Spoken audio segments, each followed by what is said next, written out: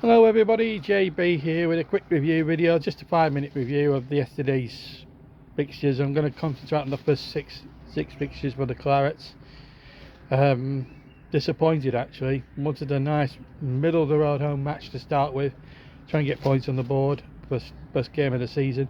Unfortunately for us, the fixture computer had lots of gremlins in it yesterday, so we got Spurs away first up, which is not what we wanted. Well, it's not what I wanted really, from a personal point of view, but other Burnley fans will probably be excited about that. I like a home game first up. I just honestly don't particularly enjoy being away first up. Just a personal preference. But the first 6 games of the season look on paper very, very tough. So we got Tottenham away first up, and then we've got to play a home match the next week against Sunderland, and the week after that we're away at Manchester United. Then there's that international break, and then we go again against Liverpool, Nottingham Forest, and what's the other team? Manchester City away, if you didn't hear me the first time. What do I think of it? It's a tough old set of 6 fixtures that we've got. You know, I mean, someone had to do it. We always get the toughest fixtures, don't we? I mean, a couple of years ago when we went back, the fixture computer just said, "Oh, it's a little old Burnley, we'll give," and we had a tough run of start, and that's what knocked us back a bit, because confidence wasn't oozing. But I think now, thrown in there, it's a little bit better than it was a couple of years ago. But I would expect 6 points from that.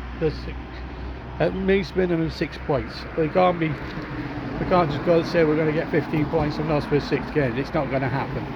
Let's not make any problems about it, considering that we're playing Liverpool, Manchester City, Spurs and Man United in the next 6 games. And don't be fooled by the fact that Man United and Tottenham finished 16th and 17th respectively last season.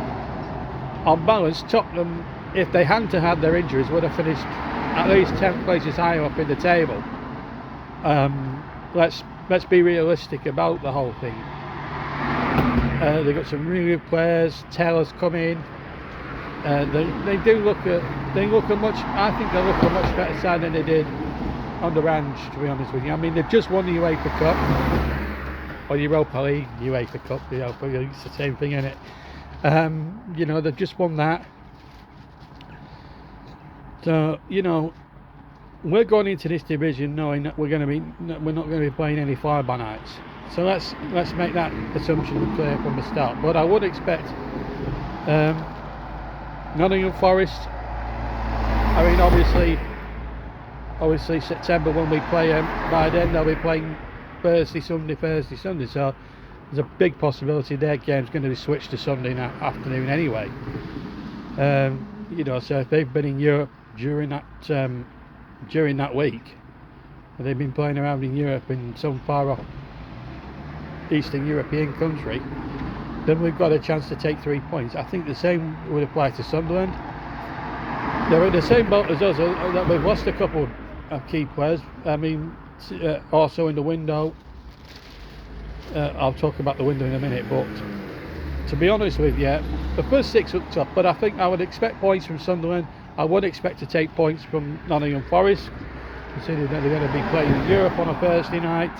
And I would also expect, well, I wouldn't expect, but if we could also, as a bonus, take points off the other team, one of the big teams. You know what I mean? If we could take points off, I mean, Man United could be the best opportunity of us getting a bonus point or 2, but it's going to be tough. Let's not face it.